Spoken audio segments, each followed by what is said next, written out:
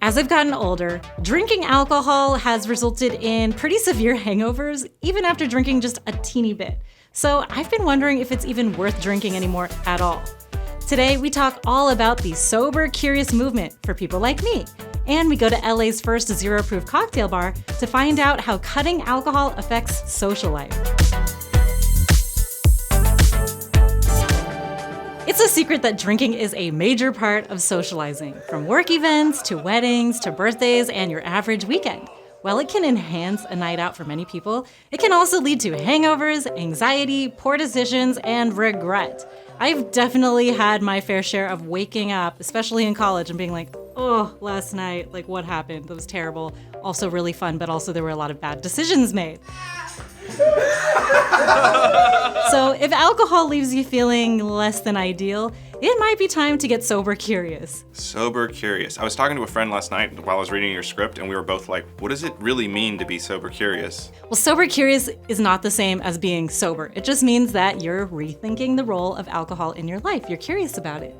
More young adults are significantly reducing alcohol consumption or ditching it altogether to improve their physical and mental health. The trend is so popular that new faux spirit companies are popping up all over the place. And I drink a lot of these drinks pretty often, and some of my favorite alcohol-free aperitifs contain things like caffeine and vitamins or botanical extracts, like those from brands like Gia, Lagunitas, and Pentire. If you want to drink alcohol, why are you going to a bar instead of staying at home? You're going for things like ambiance, socializing, getting dressed up, meeting up with friends, getting out of your house, and you shouldn't have to just drink alcohol to do that. And a lot of people think that that's something worth paying for, is something that is going to give them a memory and not a memory for a night and then forget it the next day. Okay, so it's a little bit special for some reason. What do you think it's gonna happen? What do you think it's gonna be like to not drink alcohol at a bar? I think it's gonna be fine. It's gonna be like just going to dinner or something. But what I will say is, like, if you're on a date and you're like me and you're kind of more quiet and introverted, having a drink can be a good icebreaker, can help bring you out of your shell a little bit. So I think that if I were just completely sober and didn't have like a glass of wine or something, I might just be like really silent on a date or something, which would be really awkward. Yeah, that's not good. But this will be a good test to try to get me to like come out of my shell without alcohol.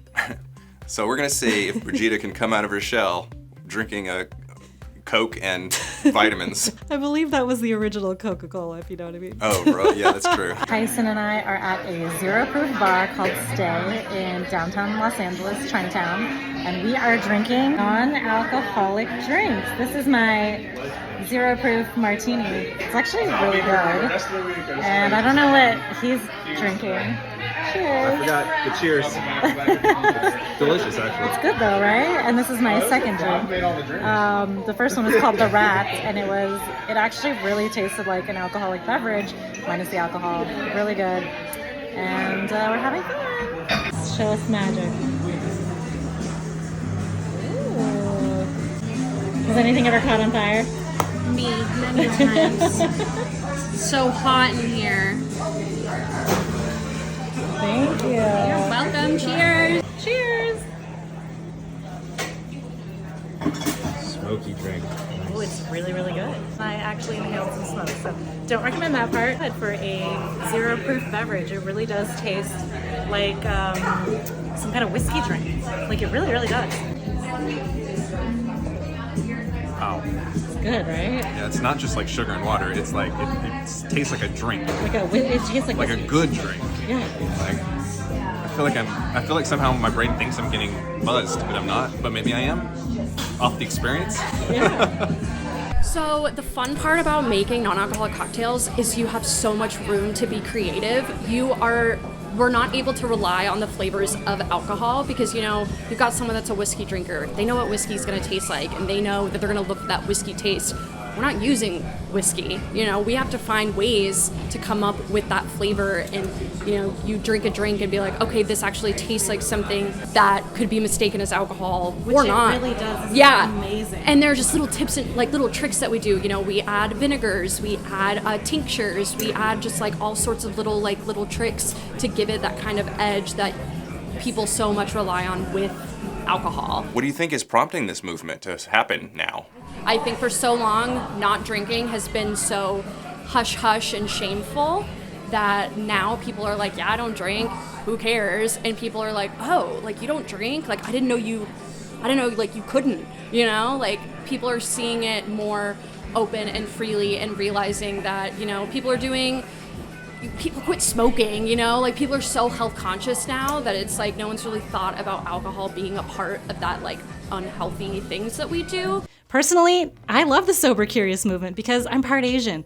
I have a genetic intolerance to alcohol. It makes me really sick even after I just have just one glass of wine. So I'm a pretty cheap date because I don't have that enzyme that helps me metabolize alcohol.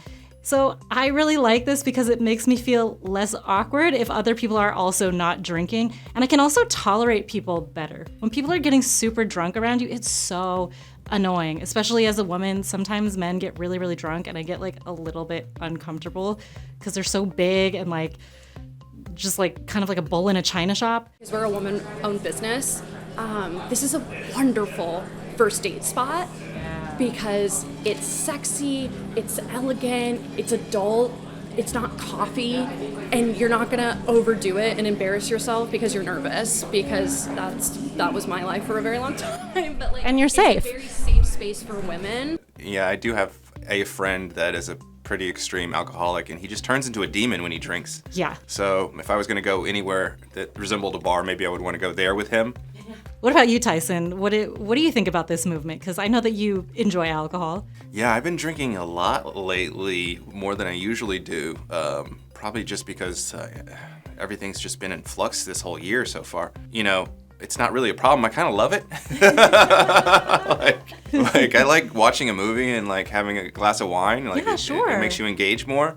Yes, so do I. And this movement is not to say that you can never drink alcohol. It's more just like maybe you should cut back, and here's another way to be social that makes you still feel like you are living the same lifestyle as you were before with alcohol. Yeah, I'm curious about it. I'm Yeah. curious to see what it's like, but you know, I don't plan on not drinking at all. Sure, and I think we can both agree that even if you enjoy alcohol, too much of it can be really bad for you. You know, those awful hangovers. It can increase your definitely. risk of heart disease, liver disease, mental health problems, and cancer. And unfortunately, over the past 5 years, alcohol-related deaths have surged 29%, largely due to that increased substance use that we were just talking about during the pandemic. So a lot of people, they want to be healthier, and cutting alcohol is one of the quickest and easiest ways to do that. Well, that makes sense. It doesn't always mean that you refrain from all substances. You know, in California, a lot of us say that we're Cali sober, which means that we don't have hard alcohol and we don't do hard drugs, but we might engage in cannabis consumption or psychedelics. I didn't even know about California sober. That's Wow. great. I have one friend that I went to a party this weekend, my friend Sam, and every time he has a house party, it's like he's like a frat boy. He's like, you know, handing out shots. He's just like, drink, drink, drink, you know. I cannot do shots. No. I don't know how he's doing it at his age. Every time I come back from one of his parties, the next day I feel terrible. Yeah. So drinking a lot is just not as fun. No, drinking a little lot bit, is horrible. Okay, sometimes. Yeah, exactly. What do you guys think about the Sober Curious movement? Are you interested in cutting your alcohol consumption? Let us know in the comments. And as always, thank you for watching. I'm your host, Brigida, and that's Tyson.